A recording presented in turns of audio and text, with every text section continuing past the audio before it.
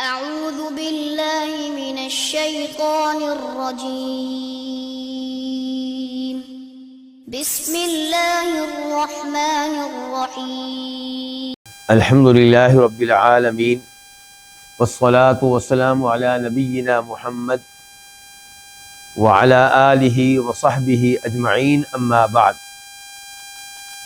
آج ہم ہیں کتاب الفوائد کے ساتھ، جس کے مؤلف ہیں امام ابن القیم رحمہ اللہ، جو کہ مشہور و معروف شاگرد ہیں شیخ الاسلام ابن تیمیہ رحمہ اللہ کے۔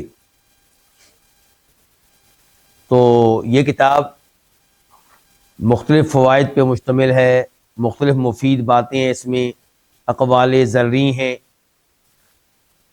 آج ہم آغاز کریں گے صفحہ نمبر 226 سے 226، کتاب کے اس ایڈیشن کے مطابق جس کی تحقیق کی ہے شیخ محمد عزیر شمس رحمہ اللہ نے، اور کتاب کا دوسرا ایڈیشن اس کے اعتبار سے اس کا صفحہ ہے 287 287، یعنی کہ کتاب کا وہ ایڈیشن جس کی تحقیق کی ہے ڈاکٹر عبدالباسط المشہدانی نے۔ تو آئیے آغاز کرتے ہیں آج کے فائدے کا۔ امام صاحب پہلے آج کے فائدے میں فرماتے ہیں: لما کمل الرسول صلی اللہ علیہ وسلم مقام الافتقار الی اللہ سبحانہ احبد الخلائق کلہم الیہ فی الدنیا والآخرہ۔ جب نبی علیہ الصلوۃ والسلام نے اللہ تعالیٰ کی طرف محتاج ہونے کے مقام کو مکمل کر لیا، تو اللہ تعالیٰ نے ساری مخلوقات کو آپ کا محتاج بنا دیا، دنیا میں بھی اور آخرت میں بھی۔ نبی علیہ الصلوۃ والسلام نے ثابت کر کے دکھایا کہ میں لمحہ لمحہ قدم بقدم محتاج ہوں، کس کا؟ اللہ تعالیٰ کا۔ یا ایھا الناس انتم الفقراء الی اللہ، اے لوگو تم سب کے سب اللہ کے محتاج ہو، واللہ هو الغنی الحمید، اور اللہ کسی کا محتاج نہیں، سب سے مستغنی ہے، سب سے بے نیاز ہے۔ تو نبی علیہ الصلوۃ والسلام نے یہ واضح کیا کہ میں اللہ کا محتاج ہوں، اپنے اقوال کے ذریعے بھی، اپنے اعمال کے ذریعے بھی۔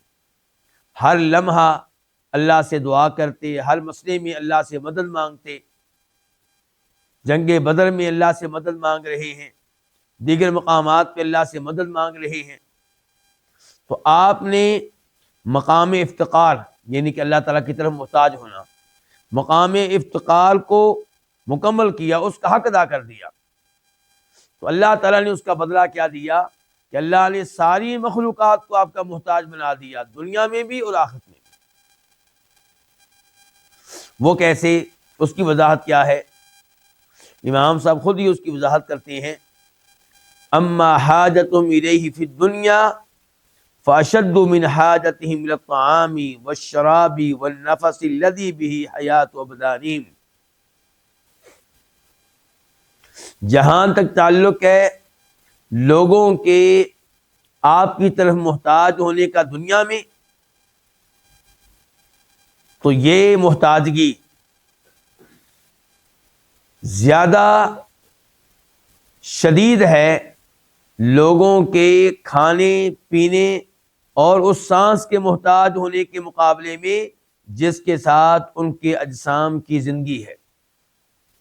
کیا کوئی کھائے پیے بغیر زندہ رہ سکتا ہے؟ نہیں۔ سانس کے بغیر نہیں۔ تو جس قدر ہم محتاج ہیں کھانے کے، جس قدر ہم محتاج ہیں پانی پینے کے، جس قدر ہم محتاج ہیں سانس لینے کے، اس سے کہیں زیادہ دنیا میں ہم محتاج ہیں نبی علیہ الصلوۃ والسلام کے۔ کیسے محتاج ہیں جی دنیا میں؟ آپ کی احادیث، آپ کی شریعت، اس کے بغیر ہم کچھ بھی نہیں ہیں۔ اللہ تعالیٰ سے رابطہ کیسے قائم کرنا ہے، اللہ کے نام کیا ہیں، اللہ کی صفات کیا ہیں، اللہ کون ہے، یہ سب کچھ ہمیں تعارف ملا کس کے ذریعے؟ نبی علیہ الصلوۃ والسلام کے ذریعے۔ کون کون سی عبادات کے ذریعے ہم اللہ تعالیٰ کو راضی کر سکتے ہیں، کون کون سی چیزیں فرض اور واجب ہیں، یہ اللہ کے نبی نے بتایا علیہ الصلوۃ والسلام۔ اور کون کون سی چیزیں حرام ہیں، کن کن امور کے قریب جائیں گے تو اللہ ناراض ہو جائے گا، کن کن امور کے قریب جائیں گے تو اللہ کا عذاب نازل ہو سکتا ہے، یہ ہمیں کس نے بتایا؟ نبی علیہ الصلوۃ والسلام نے۔ تو ہم آپ کے محتاج ہیں، آپ کا کلمہ پڑھے بغیر، آپ کی اتباع کیے بغیر ہم دنیا میں زیرو ہیں۔ جو آپ کا پیروکار نہیں وہ جانور ہے۔ اولئک کالانعام بل هم اضل، یہ لوگ جانوروں کی طرح ہیں بلکہ جانوروں سے بھی زیادہ بدتر ہیں۔ تو کامیاب وہی ہے جس نے آپ علیہ الصلوۃ والسلام کا کلمہ پڑھ لیا، آپ کا پیروکار بن گیا، آپ کی اتباع کی۔ اللہ تعالیٰ کہتے ہیں وَإِن تُطِيعُوهُ تَهْتَدُوا، اگر میرے نبی کی باتیں مانو گے، ان کے احکام مانو گے، تب تمہیں ہدایت ملے گی۔ اللہ تعالیٰ کہتے ہیں میری اطاعت کرو، میرے رسول کی اطاعت کرو، لعلکم ترحمون، اگر تم چاہتے ہو کہ رب کی رحمتیں تم پہ برسیں تو میرے نبی علیہ الصلوۃ والسلام کی بات مانو، ان کی اطاعت کرو۔ تو خلاصہ کلام یہ ہے کہ ہم آپ کے دنیا میں محتاج ہیں اور بہت زیادہ محتاج ہیں۔ وَأَمَّا حَاجَةٌ إِلَيْهِ فِي الْآخِرَةِ، جہاں تک تعلق ہے اس بات کا کہ لوگ آپ کے محتاج ہوں گے فی الآخرت، آخرت میں، تو اس کی وضاحت کیا ہے؟ کہتے ہیں امام صاحب فَإِنَّهُمْ يَسْتَشْفِعُونَ بِالرُّسُلِ إِلَى اللَّهِ، تو لوگ رسولوں سے شفاعت کرنے کی درخواست کریں گے اللہ کے ہاں۔ لوگ رسولوں سے کہیں گے کہ آپ ہماری شفاعت کریں اللہ تعالیٰ کے ہاں۔ حتیٰ یریحہم من ضیق مقامہم، حتیٰ کہ اللہ تعالیٰ ان کو راحت دے، ان کی جان چھڑائے، ان کو نجات دے ان کے اس تنگ مقام سے، میدان حشر میں کھڑے ہونے کے مقام سے۔ میں اور آپ جانتے ہیں کہ میدان حشر میں لوگوں کا برا حال ہوگا، سورج بہت قریب ہوگا، کتنے فاصلے پہ ہوگا؟ 1 میل کے فاصلے پہ ہوگا۔ لوگ اپنے اپنے گناہوں کے مطابق پسینے میں ڈوبے ہوئے ہوں گے، اور پھر لوگ چاہیں گے کہ کوئی ہماری شفاعت کرے، کم از کم اس اذیت سے نجات ملے، اس تکلیف سے نجات ملے، فیصلہ ہو جائے کس نے جنت میں جانا ہے جہنم میں جانا ہے۔ تو لوگ شفاعت کے لیے رابطہ کریں گے جناب آدم علیہ السلام سے۔ آدم علیہ السلام معذرت کر لیں گے یہ کہتے ہوئے نفسی نفسی نفسی، مجھے تو اپنی ٹینشن ہے، مجھے تو اپنی فکر ہے۔ اذهبوا الی غیری، شفاعت کے لیے کسی اور سے رابطہ قائم کرو، کسی اور کے پاس جاؤ، جاؤ نوح کے پاس چلے جاؤ علیہ الصلوۃ والسلام۔ لوگ کہیں گے آپ پہلے انسان ہیں، اللہ نے آپ کو اپنے ہاتھوں سے پیدا کیا ہے، یہ آپ کا بہت بڑا اعزاز ہے، آپ تو وہ ہیں کہ اللہ نے فرشتوں کو حکم دیا تھا کہ آپ کو سجدہ کریں، تو آپ ہماری شفاعت کریں۔ کہیں گے ان ربی قد غضب اليوم غضبا لم یغضب قبلہ مثلا ولن یغضب بعدہ مثلا، کہ آج میرا رب بہت غصے میں ہے، اتنے غصے میں نہ پہلے کبھی تھا نہ آئندہ کبھی ہوگا، مجھ میں شفاعت کرنے کی ہمت نہیں ہے، کسی اور کے پاس چلے جاؤ، نوح کے پاس چلے جاؤ علیہ الصلوۃ والسلام۔ لوگ نوح علیہ السلام کے پاس آئیں گے، وہ بھی اسی طرح معذرت کریں گے، ابراہیم علیہ السلام معذرت کریں گے، موسیٰ علیہ السلام معذرت کریں گے، عیسیٰ علیہ السلام معذرت کریں گے، پھر معاملہ پہنچے گا آخری نبی جناب محمد الرسول اللہ صلی اللہ علیہ وسلم کے پاس۔ تو آپ کہیں گے انا لہا، میں یہ شفاعت کروں گا، لیکن آپ بھی فوری طور پہ شفاعت نہیں کریں گے، بلکہ اللہ کے عرش کے نیچے سجدے میں گر پڑیں گے، طویل ترین سجدہ کریں گے، پھر آپ سے کہا جائے گا اے محمد ارفع رأسک صلی اللہ علیہ وسلم، اپنا سر اٹھائیے، قل یسمع، بولیے، بات کیجیے، آپ کی بات سنی جائے گی، اشفع تو شفع، شفاعت کیجیے، آپ کی شفاعت مانی جائے گی۔ تو پھر وہاں پہ آپ شفاعت کریں گے۔ تو امام صاحب کہتے ہیں اس سے پتہ چلا کہ ہم آخرت میں بھی آپ کے کیا ہوں گے؟ محتاج ہوں گے۔ کہتے ہیں فَكُلُّهُمْ يَتَأَخَّرُ عَنِ الشَّفَاعَةِ، سب کے سب شفاعت کرنے سے پیچھے ہٹ جائیں گے، مدد کر لیں گے. فَيَشْفَعْ لَهُمْ، تو آپ علیہ الصلوۃ والسلام لوگوں کی شفاعت کریں گے. وَهُوَ الَّذِي يَسْتَفْتِحُ لَهُمْ بَابَ الْجَنَّةِ، اور آپ ہی وہ ہیں جو ان کے لیے جنت کے دروازے کے کھلنے کا مطالبہ کریں گے، درخواست کریں گے. جنتی جنت میں جائیں گے، لیکن تب جب اللہ کے نبی علیہ الصلوۃ والسلام شفاعت کریں گے کہ ان کے لیے جنت کا دروازہ کھولا جائے. اس بارے میں حدیث ہے، امام مسلم اس کو روایت کرتے ہیں، نمبر ہے 197 197. جناب انس بن مالک کہتے ہیں آتی باب الجنہ، میں جنت کے دروازے پہ آؤں گا یوم القیامت، قیامت کے دن. فاستفتح، میں گزارش کروں گا کہ جنت کا دروازہ کھولا جائے. فیقول الخازن، تو جنت کا خازن کہے گا من انتا، آپ کون ہیں؟ فاقول، تو میں کہوں گا محمد صلی اللہ علیہ وسلم کہ میں محمد ہوں. فیقول، تو فرشتہ کہے گا بک امرت لا افتح لاحد قبلک، آپ ہی کے بارے میں مجھے آرڈر ملے گا کہ آپ آئیں گے دروازہ میں کھولوں، اس سے پہلے میں دروازہ نہ کھولوں. تو نبی علیہ السلام کے لوگ محتاج ہوں گے. نمبر 1 اس معاملے میں شفاعت کبریٰ، شفاعت عظمیٰ، سب سے بڑی شفاعت کے معاملے میں. نمبر 2 اہل جنت آپ کے محتاج ہوں گے، آپ کی شفاعت سے ہی جنت کا دروازہ کھلے گا. نمبر 3 کئی ایسے مسلمان ہوں گے جو جہنم کی آگ میں پھینکے جا چکے ہوں گے، آپ کی شفاعت سے وہ باہر آئیں گے. تو جہنمی بھی آپ کے محتاج ہوں گے، جنتی بھی آپ کے محتاج ہوں گے، سب آپ کے محتاج ہوں گے آخرت میں، اور دنیا میں بھی ہم ان کے محتاج ہیں. ان کی تعلیمات کے بغیر ہم کچھ بھی نہیں ہیں. یہ تھا آج کا پہلا فائدہ. اب آتے ہیں آج کے دوسرے فائدے کی طرف، اور اس کا موضوع ہے سعادت و شقاوت کی علامات، خوش بختی بدبختی کی نشانیاں.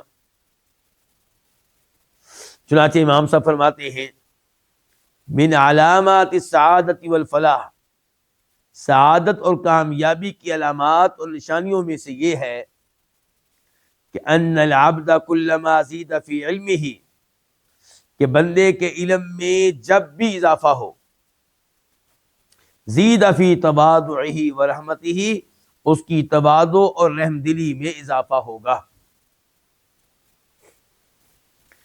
علم بڑھنے سے مزاج میں تکبر نہیں آنا چاہیے.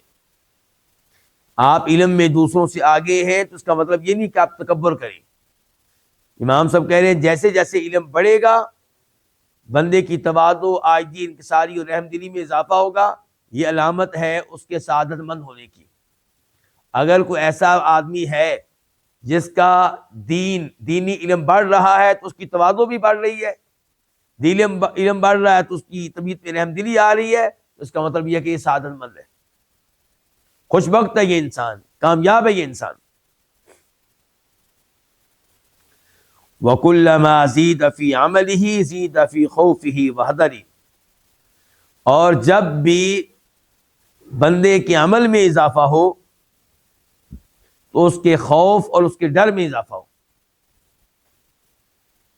ہوتا کیا ہے کہ جو تہجد پڑھنے لگ جاتا ہے اور کبیرہ گناہوں سے دور رہتا ہے، وہ سمجھتا ہے کہ میری جنت پکی ہے، ممکن نہیں کہ اللہ مجھے جہنم میں ڈالے. تو امام صاحب کہہ رہے ہیں کہ یہ سوچ اچھی سوچ نہیں ہے. اچھی سوچ یہ ہے کہ جیسے جیسے انسان کے اعمال میں اضافہ ہو، پہلے روزانہ 1 سپارہ پڑھتا تھا، اب 2 پڑھتا ہے، پہلے صدقہ مہینے کا 5,000 روپیہ کرتا تھا، اب 25,000 روپیہ کر دیا اس نے. تو جیسے جیسے اس کے اعمال میں اضافہ ہو ویسے ویسے اس کے ڈر اور خوف میں بھی کیا ہو، اضافہ ہو. اللہ سے ڈر لگے کہ اللہ نے گناہوں پہ مجھ سے بات اس کر لی تو میرا کیا بنے گا. وَكُلَّمَا زِيدَ فِي عُمُرِهِ نَقَصَ مِنْ حِرْصِهِ، جب بھی انسان کی عمر میں اضافہ ہو تو اس کی حرص میں کمی آئے. کیا مطلب؟ جیسے جیسے عمر بڑھتی چلی جائے مال میں حرص، مال کمانے کا شوق، مال کی لالچ کم ہوتی چلی جائے. یہ نشانی ہوگی کس کی؟ سعادت مندی کی، فلاح کی، کامیابی کی. انسان کامیاب ہے. لیکن آپ دیکھتے ہیں کیا ہوتا ہے، اعمال میں اضافہ ہوتے ہی انسان یہ سمجھتا ہے کہ میں تو جنت کا پکا مالک ہوں. اور کئی لوگ ایسے بھی ہم نے دیکھے ہیں جن کی عمر میں اضافہ ہو رہا ہے تو ان کے دنیا کی حرص میں بھی اضافہ ہو رہا ہے. اور ان کو دیکھ کر وہ حدیث یاد آ جاتی ہے جس میں فرماتے ہیں نبی علیہ الصلوۃ والسلام کہ اگر انسان کو آدم کے بیٹے کو سونے کی ایک وادی دی جائے تو کہے گا مجھے دوسری وادی ملنی چاہیے، دوسری مل جائے تو کہے گا مجھے تیسری ملنی چاہیے. اس کے پیٹ کو قبر کی مٹی کے سوا کوئی چیز بھر نہیں سکے گی. لیکن کوئی انسان ایسے بھی ہوتے ہیں کہ جب اس کی عمر میں اضافہ ہو تو اس کی حرص میں کمی آ جائے. وَكُلَّمَا زِيدَ فِي مَالِهِ زِيدَ فِي سَخَائِهِ وَبَذْلِهِ، اور جب اس کے مال میں اضافہ ہو تو اس کی سخاوت اور اس کے خرچ کرنے میں بھی اضافہ ہو جائے. تو یہ کون ہے؟ سعادت مند. جیسے جیسے مال بڑھ رہا ہے ویسے ویسے مدرسے کو، مسجد کو دیا جانے والا فنڈ بھی بڑھ رہا ہے.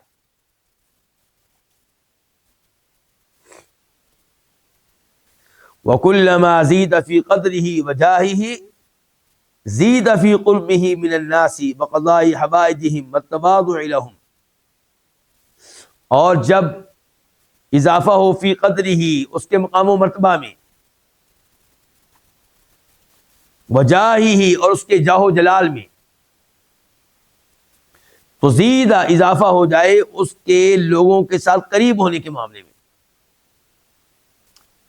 ادھر سے عہدہ بڑھ رہا ہے، پہلے عہدہ چھوٹا تھا اب کیا ہو گیا ہے؟ بڑھ گیا ہے. جیسے جیسے عہدہ اور مقام و مرتبہ بڑھ رہا ہے ویسے ویسے وہ لوگوں کے زیادہ قریب ہوتا چلا جا رہا ہے. ایسا نہیں ہے کہ اس کی سوچ یہ ہو کہ اب مجھے شہرت مل گئی ہے، اب جو اٹھتا ہے میرے گھر پہنچ جاتا ہے تو اب مجھے یہاں سے نکل جانا چاہیے، کسی اچھی سوسائٹی میں پہنچ جانا چاہیے. ایسا نہیں ہے. خوش بخت انسان وہ ہے، سعادت مند انسان وہ ہے جس کے مقام و مرتبہ میں، جاہ و جلال میں اضافہ ہو تو اس کے لوگوں کے ساتھ قریب ہونے میں بھی اضافہ ہو جائے، وقضاء حوائجہم، اور ان کی حاجات کو پورا کرنے کے معاملے میں بھی اضافہ ہو جائے، والتواضع لہم، اور ان کی تواضع میں بھی کیا ہو جائے؟ اضافہ ہو جائے. یعنی کہ ان کے لیے تواضع اختیار کرنے میں اضافہ ہو جائے. یعنی کہ جیسے جیسے اس کا مقام و مرتبہ بڑھ رہا ہے لوگوں کی حاجات کو پورا کرنے کی کوشش کرتا ہے، ان کی پریشانیوں کو دور کرنے کی کوشش کرتا ہے، ان کے مسائل سنتا ہے اور ان کے لیے تواضع بھی اختیار کرتا ہے. تو یہ کون ہو گیا انسان؟ سعادت مند. وعلامات الشقاوہ، جہاں تک تعلق ہے شقاوت کی علامات کا، خوش بختی کی علامات کا، انہ کلما زید فی علمہ زید فی کبرہ وتیہہ، جب اس کے علم میں اضافہ ہو تو اس کے تکبر وغیرہ میں بھی اضافہ ہو. یہ علامت ہے کس کی؟ شقاوت کی. بدبخت ہے یہ انسان جس کو اللہ دین کا علم دے رہا ہے تو اس کا تکبر بڑھ رہا ہے، وہ اپنے آپ کو بڑی شے سمجھنا شروع ہو گیا ہے. اب تو لوگوں سے مصافحہ کرنا اس کے لیے کیا ہو گیا ہے؟ مشکل ہو گیا ہے. آپ کہتے ہیں جناب یہ لوگ جو ہے ان کے ہاتھ بھی دھلے نہیں ہوتے، میں کیسے مصافحہ کروں ان سے؟ بھول جاتا ہے کہ اللہ کے نبی کا فرمان ہے علیہ الصلوۃ والسلام کہ جب آپ اپنے کسی مسلمان بھائی سے مصافحہ کرتے ہیں تو کیا ہوتا ہے جی؟ گناہ جھڑتے ہیں، گناہ ختم ہوتے ہیں مصافحہ کر لینے سے.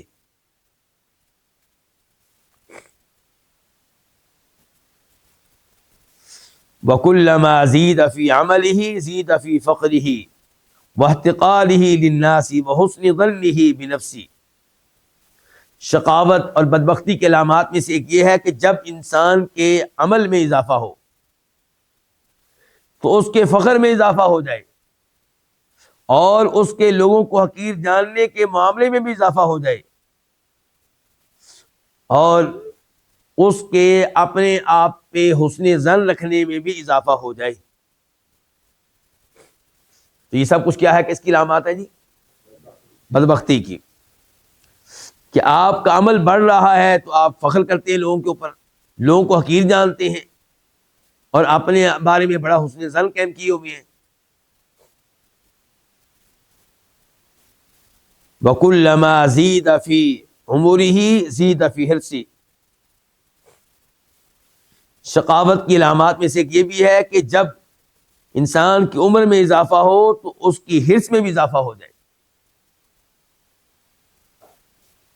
وَكُلَّمَا زِيدَ فِي مَالِهِ زِيدَ فِي بُخْلِهِ وَإِمْسَاكِهِ۔ اور جب اس کے مال میں اضافہ ہو تو اس کے بخل میں اور اس کے مال کو روک لینے کی جو عادت ہے اس میں بھی اضافہ ہو جائے۔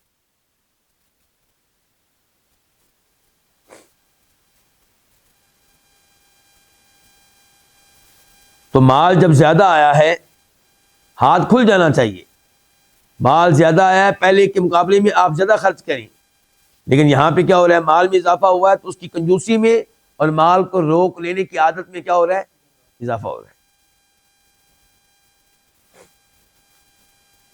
یاد رہے کہ کنجوسی بڑی خطرناک بیماری ہے۔ ابو بکر صدیق رضی اللہ عنہ نے کہا تھا وَأَيُّ دَاءٍ أَدْوَأُ مِنَ الْبُخْلِ۔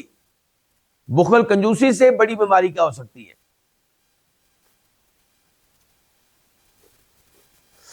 وَكُلَّمَا زِيدَ فِي قَدْرِهِ وَجَاهِهِ زِيدَ فِي كِبْرِهِ وَتِيهِهِ۔ بدبختی کے علامات میں سے ایک یہ بھی ہے کہ جب انسان کے مقام و مرتبہ میں اضافہ ہو، اس کے جاہ و جلال میں اضافہ ہو، تو اس کے تکبر وغیرہ میں بھی اضافہ ہو جائے۔ تاہا سے ہے، اور تاہا کا ایک معنی ہوتا ہے تکبر کرنا۔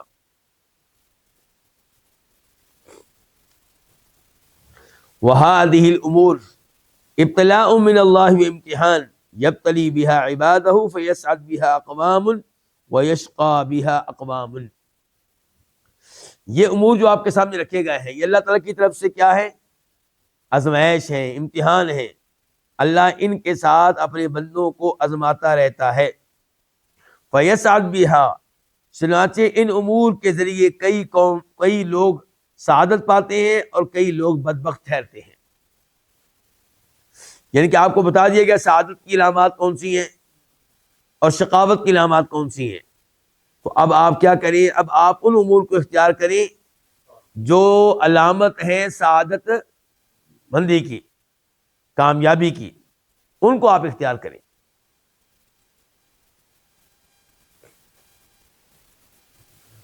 اس کے بعد کہتے ہیں امام صاحب وَكَذَلِكَ الْكَرَامَاتُ امْتِحَانٌ وَابْتِلَاءٌ كَالْمُلْكِ وَالسُّلْطَانِ وَالْمَالِ۔ اسی طرح مختلف اعزازات جو انسان کو کیا ملتے ہیں، اعزازات، یہ بھی امتحان، آزمائش ہیں اور امتحان ہیں۔ کالملکی، مثال کے طور پہ بادشاہت، والسلطانی، اور سلطنت، والمالی، اور مال۔ اگر اللہ نے کسی کو صاحب مال بنا دیا ہے، اگر اللہ نے کسی کو بادشاہ بنا دیا ہے، تو اس کو جو اللہ نے یہ اعزازات دیے ہیں، یہ عہدے دیے ہیں، یہ اللہ کی طرف سے کیا ہے، اصل میں امتحان ہے، اس کا آزمائش ہے اس کی۔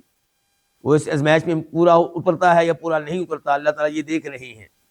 جیسا کہ اللہ نے کہا سورہ نبل میں آیت نمبر 40 میں 40 میں، قال تعالی عن نبیہ سلیمان، اللہ تعالیٰ نے اپنے نبی سلیمان علیہ السلام کے بارے میں کہا لما رأى عرش بلقیس عنده، جب اس نے دیکھا بلقیس کے تخت کو عنده اپنے پاس، تو کہا، کس نے کہا بلا؟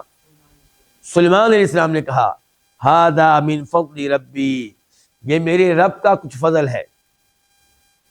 لیبلونی، تاکہ وہ مجھے آزمائے، میرا امتحان لے، اشکرو، کیا میں شکر ادا کرتا ہوں، ام اکفرو، یا میں نے شکرہ بن جاتا ہوں۔ یہ کہ سلیمان علیہ السلام کہہ رہے ہیں کہ اللہ تعالیٰ نے مجھے یہ اعزاز بخشا ہے، یہ سہولت دی ہے کہ اس عورت کا عرش جو میرے طرف آ رہی ہے، اس کے آنے سے پہلے میرے پاس پہنچ گیا ہے، موجود ہے۔ اور اللہ نے ایسا کیوں کیا؟ تاکہ اللہ آزمائے کہ میں اللہ کا شکر ادا کرتا ہوں یا ناشکری کرتا ہوں۔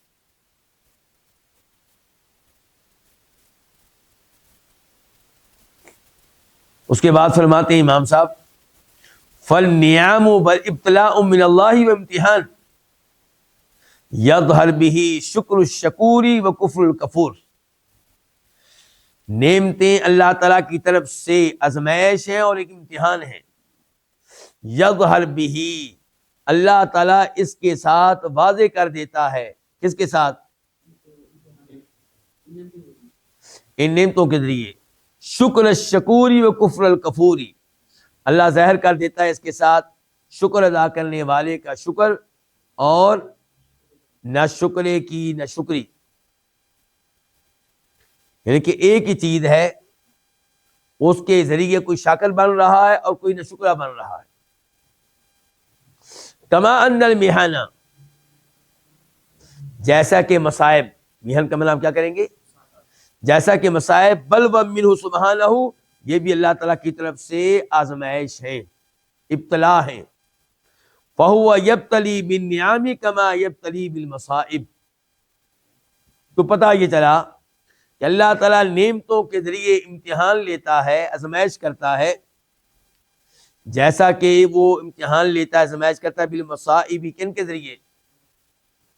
مصائب کے ذریعے، مصیبتوں کے ذریعے، یعنی کہ اللہ تعالیٰ کبھی امتحان لیتا ہے اس طرح کہ آپ کو نعمتیں دیتا ہے، مال دیتا ہے، اور اللہ دیکھتا ہے کہ اب یہ کرے گا کیا، کیا اس کی تلاوت میں اضافہ ہو رہا ہے نعمتیں ملنے پہ، یا کمی آ رہی ہے۔ جماعت کے ساتھ نماز پڑھا کرتا تھا فجر کی، کیا اب بھی پڑھ رہا ہے، یا اب کہتا ہے نہیں جی کاروبار پھیل گیا ہے، آپ کو کیا بتائیں، اب میرے لیے فجر کی نماز جماعت کے ساتھ پڑھنا بہت مشکل ہے۔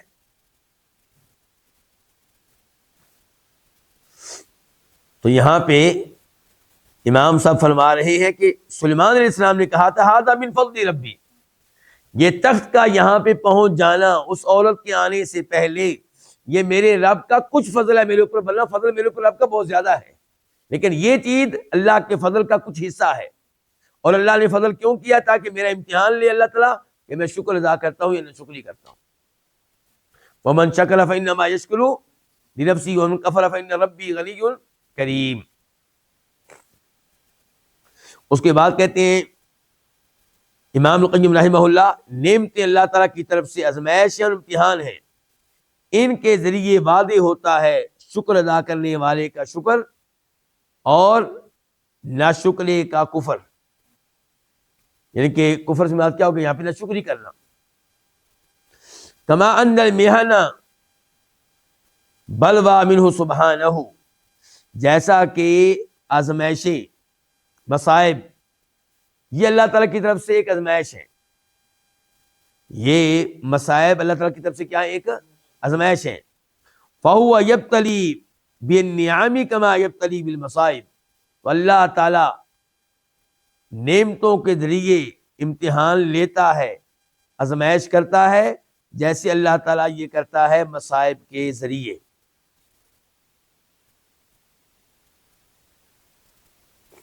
مصائب میں اللہ دیکھتا ہے کہ صبر کرتا ہے کہ نہیں کرتا، مصائب میں اللہ دیکھتا ہے کہیں ناشکری تو نہیں کرتا، کہیں شکوہ تو نہیں کرتا، کہیں اللہ پہ اعتراض تو نہیں کرتا۔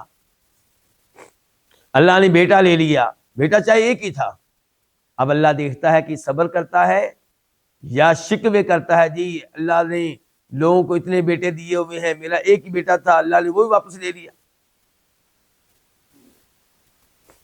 قال تعالی، اللہ تعالیٰ فرماتے ہیں سورہ فجر میں آیت نمبر 15 اور 16 میں، فَأَمَّا الْإِنسان، جہاں تک تعلق ہے انسان کا، اِذَا مَبْتَلَاهُ رَبُّهُ، جب بھی اس کے رب نے اس کا امتحان لیا، اس کو آزمائش میں مبتلا کیا، فَأَكْرَمَهُ، چنانچہ اس کو عزت دی۔ یہ پہلا امتحان کس کے ذریعے ہو رہا ہے؟ نعمتیں دے کر، تو اس کو عزت دی، ونعم، اس کو نعمتیں دی، فَيَقُولُ، تو یہ کہتا ہے ربی اکرمنی، کہ میرے رب نے مجھے کیا کیا ہے؟ عزت دی ہے، میری تکریم کی ہے۔ وَأَمَّا إِذَا مَبْتَلَاهُ، اور جب اللہ تعالیٰ اسے ایک دفعہ پھر آزمائے، فقدر علیہ رزقا، اور اس پہ اس کا رزق تنگ کر دے، فیقول، پھر یہ کہتا ہے ربی اہانن، میرے رب نے مجھے کیا کر دیا ہے؟ رسوا کر دیا ہے، ذلیل کر کے رکھ دیا میرے رب نے۔ پہلے والا انسان نعمتیں ملنے پہ سمجھتا ہے کہ اللہ نے مجھے بڑی عزت دی ہے، دوسرا انسان نعمتیں کم ملنے پہ کہتا ہے میرے رب نے مجھے ذلیل کر کے رکھ دیا، رسوا کر کے رکھ دیا، جبکہ دونوں باتیں غلط ہیں۔ اللہ تعالیٰ آپ کو بہت نعمتیں دے رہا ہے، ضروری نہیں یہ اللہ کا آپ کے اوپر احسان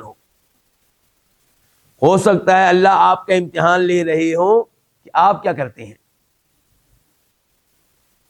تو یہاں پہ اللہ تعالیٰ کہہ رہے ہیں انسان جب اللہ تعالیٰ اس کا امتحان لے، اللہ اس کو عزت دیتا ہے، اس کو نعمتیں دیتا ہے، تو وہ کہتا ہے ربی اکرمن، میرے رب نے مجھے عزت بخشی ہے۔ وَأَمَّا إِذَا مَبْتَلَاهُ، اور جب اللہ تعالیٰ اس کا ایک اور انداز سے امتحان لیتے ہیں، فقدر علیہ رزقہ، وہ کیسے کہ اللہ اس کا رزق تنگ کر دیتی ہے، اب اللہ دیکھتا ہے صبر کرتا ہے کہ نہیں کرتا، لیکن یہ کیا کہتا ہے فیقول ربی اہانن، میرے رب نے مجھے ذلیل کر کے رکھ دیا، رسوا کر کے رکھ دیا۔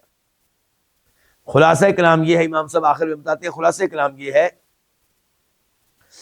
لیس کل من وسعت علیہ واکرمتہ ونعمتہ یکون ذلک کلاما منی لہ، ہر وہ جس پہ میں کشادگی کر دوں، جس میں کشادہ مال دوں، نعمتیں دوں، واکرمتہ، اور جس کو میں عزت دوں دنیا میں، ونعمتہ، جس کو میں نعمتیں دوں، لیس کل، ضروری نہیں ہے ہر ایسا شخص، یکون ذلک کلاما منی لہ، یہ میری طرف سے اس کا اکرام ہو، میری طرف سے اس کی عزت افزائی ہو، میری طرف سے اس کی حوصلہ افزائی ہو، یہ ضروری نہیں ہے۔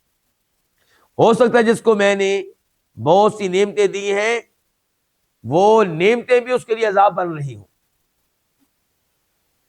مال ہمیشہ اللہ کی نعمت نہیں ہوتا، مال اللہ کی نعمت تب ہوتا ہے جب مال سے آپ کی آخرت بن رہی ہو، مال آنے کی وجہ سے آپ اللہ کی راہ میں خرچ کر رہے ہوں، مال آنے کی وجہ سے آپ اللہ کی حمد و ثنا بیان کر رہے ہوں، مال آنے کی وجہ سے نمازیں باقاعدہ جماعت کے ساتھ پڑھ رہے ہوں، تو تب تو یہ ملنے والی نعمتیں اور یہ تکریم، یہ کیا ہے؟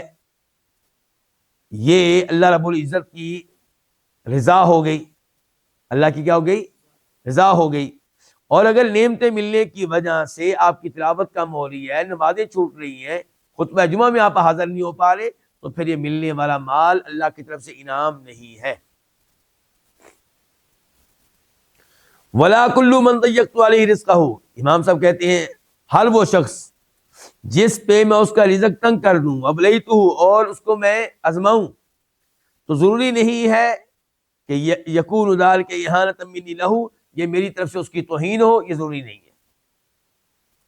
کبھی اللہ تعالی رزق کم کر دیتے ہیں آزمائش کے لیے، اور کبھی اللہ تعالی رزق کم کر دیتے ہیں اس لیے کہ انسان کیا ہے؟ اللہ کے نافرمان ہے، اور کبھی اللہ تعالیٰ دیتے رہتے ہیں نافرمانی کے باوجود۔ فرعون سے اللہ نے مال چھین لیا تھا، بادشاہی چھین لی تھی، آخری وقت تک اس کی بادشاہی قائم رہی ہے۔ تو یہ رزق کا کم ملنا یہ دلیل نہیں ہے کہ اللہ آپ پہ ناراض ہے، رزق کا زیادہ ملنا یہ دلیل نہیں ہے کہ اللہ آپ پہ راضی ہے، مال کم ملنا زیادہ ملنا یہ کوئی دلیل نہیں ہے اللہ کے راضی ہونے یا نہ ہونے کی۔ لیکن دلیل کیا ہے کہ اللہ آپ پہ راضی ہے؟ کہ نعمتیں جیسے جیسے مل رہی ہیں آپ کی طرف سے اللہ کی عبادت میں اضافہ ہو رہا ہے، اس کا مطلب یہ کہ اللہ آپ پہ راضی ہے۔ اللہ نے مال کم دیا ہے لیکن ساتھ اللہ نے آپ کو صبر کرنے کی توفیق دی ہوئی ہے، آپ کے مزاج میں قناعت ہے، آپ اس کے باوجود کسی سے مانگنے والے نہیں ہیں، خوددار ہیں، تو اس کا مطلب یہ ہے کہ یہ مال اللہ کی طرف سے ناراضگی کی علامت نہیں ہے۔ آج ہم نے 2 فائدے پڑھ لیے ہیں، اب تیسرے فائدے کا آغاز کرنے جا رہے ہیں۔ امام صاحب کہتے ہیں فصل من اراد علو بنیانہ فعلیہ بتوثیق اساسہ واحکامہ وشدۃ الاعتناء بہ، جو اپنی عمارت کو بلند کرنا چاہتا ہے۔ ہاں جی، کتنے فلور بنانا چاہتے ہیں جی آپ؟ جی خالد صاحب، تو کہتے ہیں جو اپنی عمارت کو بلند کرنا چاہتا ہے فعلیہ، تو اس پہ واجب ہے، کیا واجب ہے؟ بتوثیق اساسہ، کہ بنیاد کو مضبوط کرے، واحکام ہی، بنیاد کو مستحکم کرے، وشدت الاعتناء بھی، اور بنیاد کا بہت زیادہ اہتمام کرے۔ فإن علو البنیان علی قدر توثیق الاساس واحکامہ، کیونکہ عمارت کا بلند و بالا ہونا یہ کس بنیاد پہ ہے؟ یہ عمارت کی بنیاد کو مضبوط کرنے اور مستحکم کرنے کی مقدار کے مطابق ہے۔ جتنی نیچے بنیادیں مضبوط ہوں گی اتنے فلور اوپر آپ کھڑے کر سکیں گے۔ اگر بنیاد بہت مضبوط ہے، ممکن ہے کہ آپ جو بلڈنگ بنائیں وہ 40 منزلہ ہو، 50 منزلہ ہو، 60 منزلہ ہو، کیونکہ آپ کو پتا ہے کہ بیس نیچے کیا ہے؟ اچھی ہے، مضبوط ہے۔ اور اگر بیس جو ہے مضبوط نہ ہو اور آپ بلند و بالا بلڈنگ کھڑی کرنے لگے تو کام خراب ہو جائے گا۔ آپ جی یہ بات ہمیں بھی سمجھائیں، یہ آپ کہنا کیا چاہتے ہیں ہم سے؟ یہ ہم سوال کس سے کر رہے ہیں؟ امام ابن القیم رحمہ اللہ سے، کہ آپ کہنا کیا چاہتے ہیں اس فائدے میں؟ تو کہتے ہیں میں کہنا یہ چاہتا ہوں کہ فالاعمال والدرجات بنیان، ہمارے اعمال اور درجات بنیان، یہ عمارت ہیں۔ ہمارے اعمال کیا ہیں؟ ایک عمارت ہیں۔ واساسها الایمان، اور ان کی بنیاد ایمان ہے۔ یعنی کہ ایمان ہے تو پھر آپ نمازیں پڑھیں گے تو فائدہ ہوگا، آپ کے اعمال کی بلڈنگ کھڑی ہوگی، بلند ہوگی۔ ایمان ہے آپ روزے رکھیں گے فائدہ ہوگا، ایمان ہے آپ حج کریں گے تو فائدہ ہوگا، ایمان ہے آپ تلاوت کریں گے تو فائدہ ہوگا، ایمان ہے تو آپ یتیموں بیواؤں پہ خرچ کرتے ہیں فائدہ ہوگا۔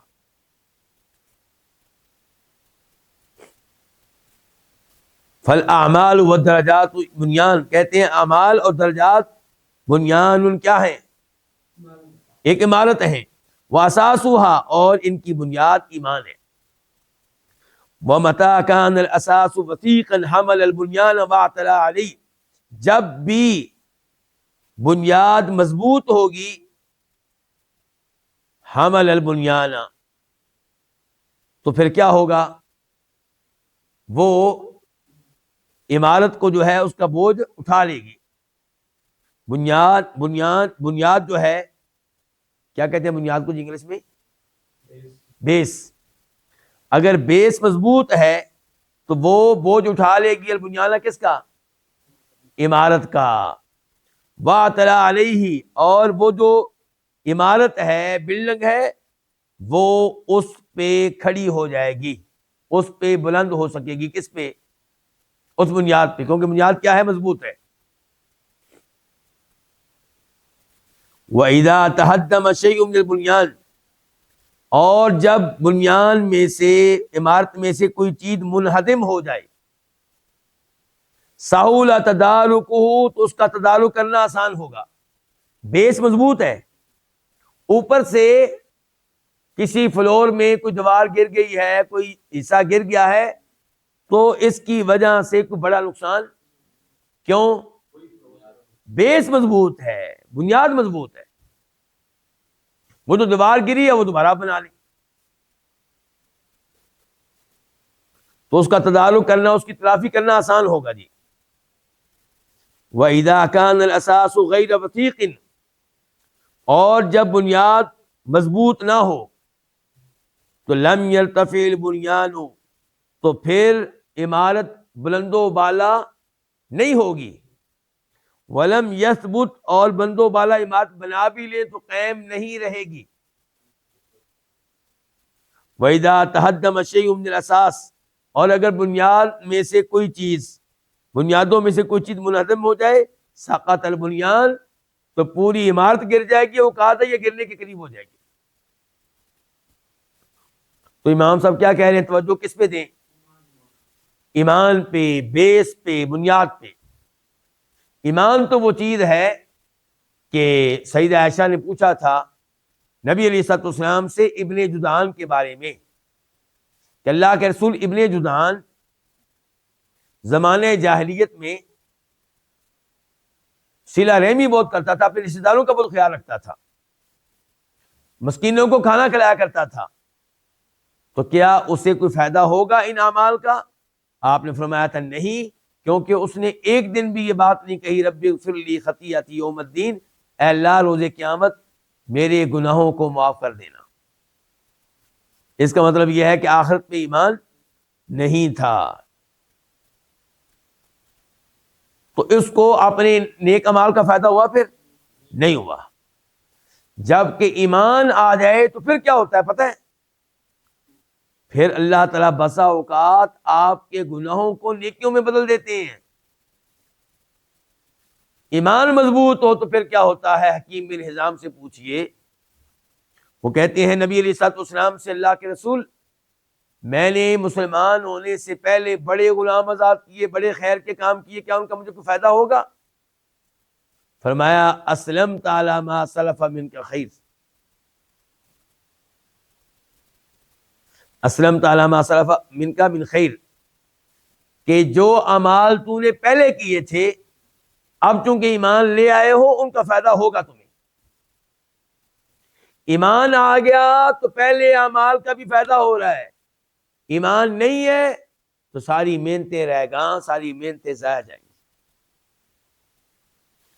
تو اس لیے بیس پہ کیا کریں؟ توجہ دیں، عقیدہ آپ کا ٹھیک ہونا چاہیے، توحید آپ کی خالص ہونی چاہیے،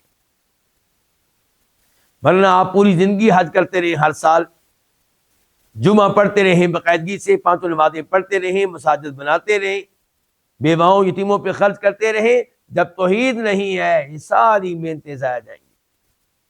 هل اتاک حدیث الغاشیہ وجوہ یومئذ خاشعہ عاملۃ ناصبہ تصلی نارا حامیہ۔ کئی لوگ ایسے ہوں گے عمل کر کر کے تھک چکے ہوں گے، اس کے باوجود جہنم کی آگ میں داخل ہوں گے۔ ایمان، ایمان، الذین آمنوا ولم یلبسوا ایمانهم بظلم اولئک لهم الامن وهم مہتدون۔ وہ لوگ جو ایمان لائے اور پھر ایمان کو شرک کے ساتھ مکس نہیں ہونے دیا، یہی وہ لوگ ہیں جو دنیا میں بھی خوف، آخرت میں بھی خوف، نہ ادھر کوئی خطرہ نہ ادھر کوئی خطرہ، اور یہی ہدایت کے اوپر اللہ تعالیٰ فرما رہا ہے۔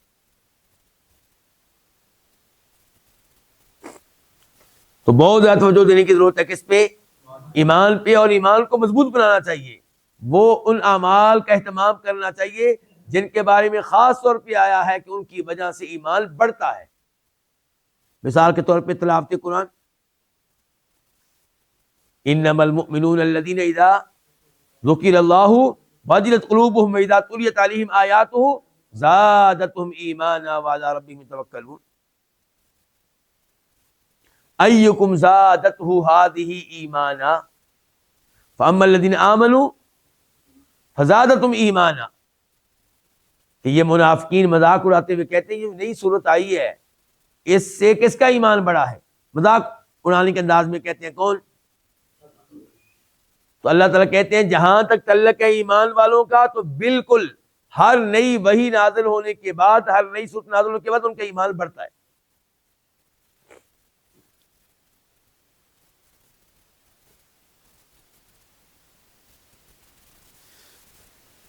تو امام صاحب نے بتا دیا کہ آپ اعمال کی عمارت قائم کرنا چاہتے ہیں، بہت اعمال کرنا چاہتے ہیں کہ بہت بلند بلڈنگ کھڑی ہو جائے تاکہ روز قیامت میری نیکیوں کا پلڑا کیا ہو؟ باری ہو۔ تو کہتے ہیں یہ ممکن نہیں ہے جب تک کہ بیس مضبوط نہیں ہوگی۔ اس کے بعد کہتے ہیں فالعارف ہمتہ تصحیح الاساس و احکام۔ فالعارف، معرفت رکھنے والا، علم رکھنے والا، ہمت ہو، اس کی ہمت، اس کی ٹینشن، اس کی فکر کیا ہوتی ہے؟ بیس کو ٹھیک کرنا اور بیس کو مستحکم کرنا، بنیاد کو. یہ ٹینشن کس کی ہوتی ہے؟ جو کیا ہو، عقل مند ہو، علم رکھنے والا ہو، معرفت رکھنے والا ہو. سمجھا رہی ہے نا؟ والجاہل یرفع فی البناء من غیر اساس فلا یلبث بنیانہ ان یسقط. جہاں تک تعلق ہے اس آدمی کا جو جاہل ہے، علم کی دولت سے کیا ہے، محروم ہے، تو وہ بلڈنگ کو اٹھاتا ہے، بلڈنگ کو بلند کرتا ہے غیر اساس، بغیر کسی بنیاد کے، تو اس کی عمارت، اس کی بلڈنگ زیادہ دیر نہیں ٹھہرتی بلکہ گر جاتی ہے. تو گرنے سے وہ بچ نہیں پاتی زیادہ دیر تک. جب آپ بلڈنگ کھڑی کر دی بہت بڑی آپ نے اور نیچے بیس نہیں ہے تو بلڈنگ گر جائے گی نا، تو زیادہ دیر تک وہ قائم نہیں رہ سکے گی. تو امام صاحب نے ان کو عالم دین قرار دیا ہے، معرفت رکھنے والا قرار دیا ہے، جو فکر کرتے ہیں، ٹینشن لیتے ہیں عقیدے کی اصلاح کی. کس کی اصلاح کی؟ عقیدے کی اصلاح کی. کہتے ہیں قال تعالی، اللہ تعالیٰ فرماتے ہیں سورہ توبہ میں آیت نمبر 109 میں 109، افمن اسس بنیانہ علی تقوی من اللہ ورضوان خیر ام من اسس بنیانہ علی شفا جرف ہار فانہار بہ فی نار جہنم. پس کیا وہ شخص جس نے اپنی عمارت کی بنیاد رکھی علی تقوی من اللہ، اللہ کے خوف پہ، ورضوان، اللہ تعالیٰ کی رضا پہ، خیر، وہ بہتر ہے، ام من اسس بنیانہ علی شفا جرف ہار فانہار بہ، یا وہ بہتر ہے جس نے بنیاد رکھی اپنی عمارت کی علی شفا، شفا کا مطلب ہوتا ہے کنارہ، یہ شفا ہے، شفا نہیں ہے، شین کے اوپر کیا ہے، زبر، تو کیا معنی کنارہ. جروف ان کا معنی کیا ہوتا ہے،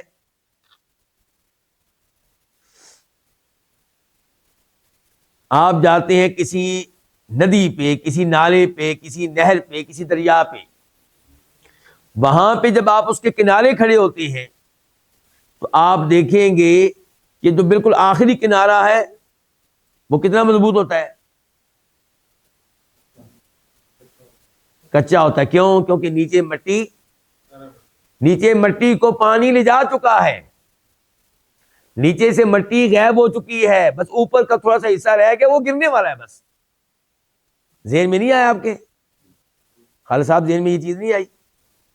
یعنی کہ ہم جاتے ہیں کئی دفعہ کسی نہر پہ، کسی ندی پہ، نالے پہ، دریا پہ، تو کیا ہوتا ہے کہ کنارہ جو ہے مٹی والا وہ کھوکھلا ہو چکا ہے، کیونکہ نیچے سے مٹی غائب ہو چکی ہے، پانی مٹی کو جا چکا ہے، اوپر کا حصہ گرنے ہی والا ہے بس. تو اچھا، اب کیا یہ جو اوپر مٹی ہے، نیچے اس کی جو بنیاد ہو تو غائب ہو چکی ہے، بیس جو ہے اس کی غائب ہو چکی ہے. تو ایک طرف وہ انسان ہے جس کی بلڈنگ کھڑی ہے اللہ کے خوف پہ، اللہ کی رضا پہ، یہ کون ہوا؟ مسلمان. اور ایک طرف وہ ہے جس کی بنیاد کھڑی ہے گرنے والے تودے کے کنارے پہ، یعنی کہ ایسا کنارہ جو گرنے ہی والا ہے، گرنے والے کھوکھلے تودے کے کنارے پہ، فانہار بہ فی نار جہنم. تو یہ جو کھوکھلا تودا ہے یہ اس آدمی کو گرا کر لے جائے گا جہنم کی آگ میں. تو اللہ تعالیٰ نے یہاں پہ مثال بیان کی ہے، ایک طرف وہ آدمی ہے جو تقوی پہ ہے، جس کی بلڈنگ تقوی پہ کھڑی ہے، اللہ کی رضامندی پہ کھڑی ہے، ایمان پہ کھڑی ہے، اور ایک طرف وہ ہے جس کے پاس کفر و نفاق ہے. کیا ہے؟ اوپر سے کلمہ پڑھا، اندر سے منافق ہیں. تو یہ جو منافق ہیں ان کی جو عمارت ہے وہ کھوکھلی ہے، گرنے والی ہے بس.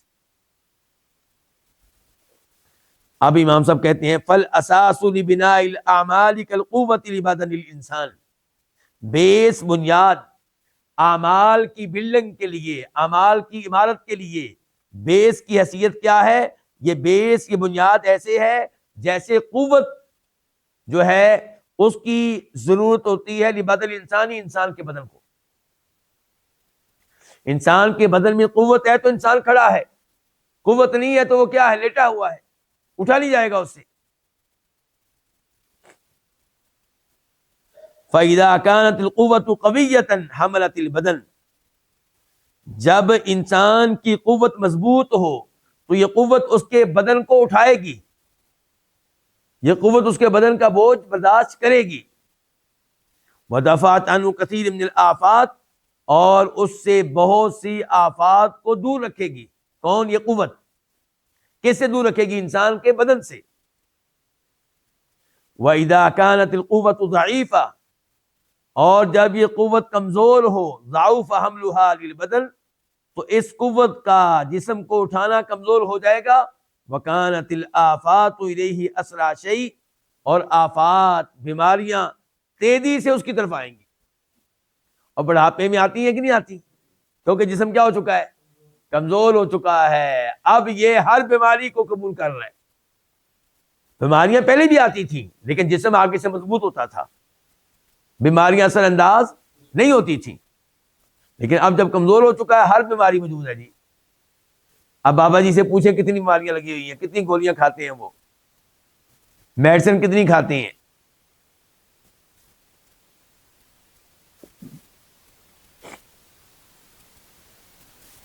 امام صاحب کہتے ہیں فَحْمِلْ بُنْيَانَكَ عَلَىٰ قُوَّةِ أَسَاسِ الْإِيمَانِ، اپنی بلڈنگ کو اٹھائیے، اپنی بلڈنگ کو اٹھائیے ایمان کی بیس اور بنیاد کی قوت پہ.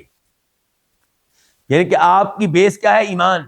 وہ مضبوط ہو تو اس کے اوپر اپنی بلڈنگ کو کھڑا کیجئے. کون سی بلڈنگ؟ اعمال کی. پھر آپ اذکار کیجئے، فائدہ ہوگا. صدقہ کیجئے، فائدہ ہوگا. نمازیں پڑھیے، فائدہ ہوگا. فَإِذَا تَشَعَّثَ شَيْءٌ مِّنْ عَالِ الْبِنَاءِ وَسَطْحِهِ كَانَ تَدَارُكُهُ أَسْهَلَ عَلَيْكَ مِنْ خَرَابِ الْأَسَاس. امام صاحب نے اس جملے میں کہا ہے کہ ایمان کی بیس کی قوت پہ اپنی بلڈنگ کو اٹھائیے. پھر کہتے ہیں جب اب کیا ہے؟ ایمان کی بیس اب کیا مضبوط ہے نا، مضبوط ہے. تو کہتے ہیں فَإِذَا تَشَعَّثَ شَيْءٌ مِّنْ عَالِ الْبِنَاءِ، اس بلڈنگ کے اوپر والے حصے سے کوئی چیز اگر خراب ہو جائے، وَسَطْحِهِ، اور اس کی چھت میں سے کچھ چیز خراب ہو جائے، تو کان تدارکہ، اس کا تدارک کرنا، اس کی تلافی کرنا آسان ہوگا بیس کے خراب ہونے کے مقابلے میں.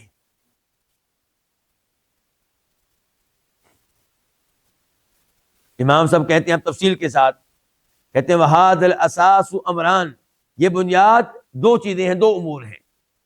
یہ بنیاد کتنے امور ہیں؟ دو. نمبر ایک، صحت المعرفت باللہ وامرہ واسمائہ وصفاتہ، اللہ تعالی کے بارے میں، وامرہ، اور اللہ کے دین اور شریعت کے بارے میں، اور اللہ کے ناموں اور صفات کے بارے میں علم کا درست ہونا. اللہ کے بارے میں علم آپ کے پاس درست ہو، اللہ کے دین کے بارے میں علم درست ہو، اللہ کے ناموں اور صفات کے بارے میں جو علم ہے وہ درست ہو، صحیح ہو. ورنہ علم تو ان کے پاس بھی ہے، گمراہ فرقے، علم ہونے کے باوجود گمراہ ہیں، شرک کر رہے ہیں، بدعات کا ارتکاب کر رہے ہیں، اس لیے کہ جو علم ہے ان کے پاس وہ درست نہیں ہے. والثانی، کہا تھا کہ بنیاد میں کتنی چیزیں ہیں؟ دو. تو ایک ہی بتا دیا کہ آپ کا علم درست ہو، صحیح علم ہو آپ کے پاس اللہ کے بارے میں، شریعت کے بارے میں، اللہ کے نام و صفات کے بارے میں. والثانی، دوسرے نمبر پہ تجرید الانقیاد لہ ولرسولہ، نبی علیہ اللہ تعالی اور اللہ کے رسول علیہ السلام کی فرما برداری خالصتاً، یعنی کہ آپ خالصتاً فرما برداری کرنے والے ہوں اللہ تعالیٰ کی اور اللہ کے رسول کی، دون ما سواہ، نہ کہ کسی اور کی. علم بھی، عمل بھی. علم بھی آپ کے پاس کون سا؟ درست. اور عملی طور پہ آپ فرما برداری کس کی کرتے ہو؟ اللہ اور اللہ کے رسول کی علیہ الصلوۃ والسلام. فَهَذَا أَوْثَقُ أَسَاسٍ، یہ مضبوط ترین بنیاد ہے، أَسَّسَ الْعَبْدُ عَلَيْهِ بُنْيَانَهُ، جس پہ بندہ اپنی عمارت کو کھڑا کرتا ہے.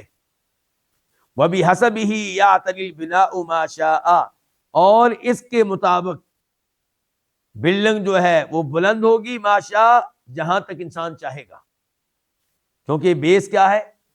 مضبوط ہے۔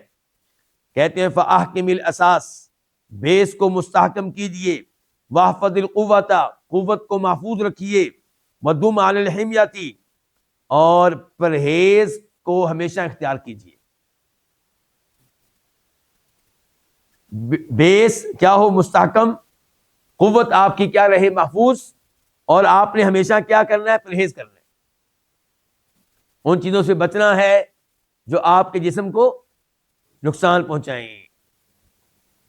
وَاسْتَفْرِغْ إِذَا زَادَ بِكَ الْخِلْطُ، اور کہہ کر دیں جب آپ میں کوئی خلط بڑھ جائے۔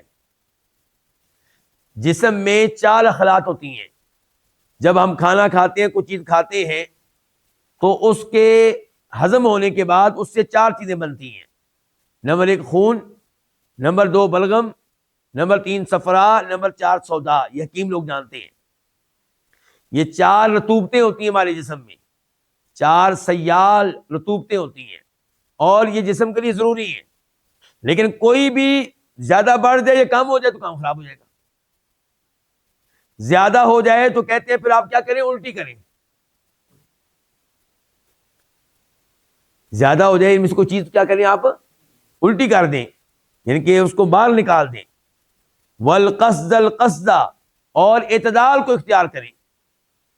وقد بلغت المراد، اعتدال کو اختیار کریں گے تو آپ اپنے مقصد تک پہنچ جائیں گے، اپنے مقصد کو پا لیں گے۔ وَإِلَّا، ورنہ، فَمَا دَامَتِ الْقُوَّةُ ضَعِيفًا، جب قوت کمزور ہو، وَالْمَادَةُ الْفَاسِدَةُ موجودہ، اور فاسد مادہ جسم میں موجود ہو، وَالْإِسْتِفْرَاغُ مَعْدُومًا، اور الٹی نہ کی جا رہی ہو، تو پھر کیا ہوگا؟ کہتے ہیں فَقْرَ السَّلَامَ عَلَى الْحَيَاةِ فَإِنَّهَا قَدْ آذَنَتْكَ بِسُرْعَةِ التَّوْضِيعِ، پھر آپ پڑھیں، اقرا کیا کریں؟ پڑھیں، السلام کیا؟ سلام، کون سا؟ الوداعی سلام۔ کون سا سلام؟ الوداعی سلام پڑھیں، الوداعی سلام کہیں کس کو؟ الحیاتی، زندگی کو، سمجھے؟ پھر زندگی ختم ہونے والی ہے آپ کی۔ فَإِنَّهَا قَدْ آذَنَتْكَ، کیونکہ یہ زندگی آپ کو اطلاع دے رہی ہے، بِسُرْعَةِ التَّوْضِيعِ، کہ الوداعی وقت تیزی سے آ رہا ہے۔ یہ کب؟ جب قوت کمزور ہو اور جسم میں فاسد مواد موجود ہو اور ان کو باہر نکالا نہ جا رہا ہو۔ تو اسی لیے نکالا کرتے تھے لوگ فاسد مواد کو، یا تو اس کے کپنگ کے ذریعے، حجامہ، سینگی لگوانا، یا کسی زمانے میں ہمارے لوگ استعمال کرتے تھے کیا؟ یا وہ صافی پیتے تھے، وہ کڑوا شربت پیتے تھے نا۔ تو کچھ نہ کچھ طریقہ ایسا اختیار کریں کہ فاسد مواد آپ سے نکلے، تو پھر کیا ہوگا؟ آپ کی بلڈنگ کیا ہوگی؟ مضبوط رہے گی۔ تو آپ ایمان کی بلڈنگ کو آپ نے محفوظ رکھنا ہے اور پرہیز کرنا ہے، شرک سے بچنا ہے۔ اس بلڈنگ کو بچانا ہے کس سے؟ شرک وغیرہ سے آپ نے بچانا ہے، اور کبھی اس کی خلاف ورزی ہو جائے تو اس چیز کو باہر نکالیں۔ تو پھر آپ کہتے ہیں اپنے مقصود کو پا لیں گے، اللہ کو راضی کرنے میں کامیاب ہو جائیں گے، جنت کو حاصل کرنے میں کامیاب ہو جائیں گے۔ ورنہ اگر قوت کمزور ہے یا فاسد مواد موجود ہیں اور ان کو باہر نہیں نکالا جا رہا، تو پھر زندگی کو الوداعی سلام کہہ دیں، پھر آپ دنیا سے جانے والے ہیں۔ دوسرے لفظوں میں آپ کا دین رخصت ہونے والا ہے۔ تو یہ موضوع ابھی مکمل نہیں ہوا، انشاءاللہ آئندہ درس میں اس کو مکمل کریں گے۔ یہاں پہ اس کا اختتام کرتے ہیں۔ وصلی اللہ تعالی علی نبینا محمد وعلی آلہ وصحبہ اجمعین۔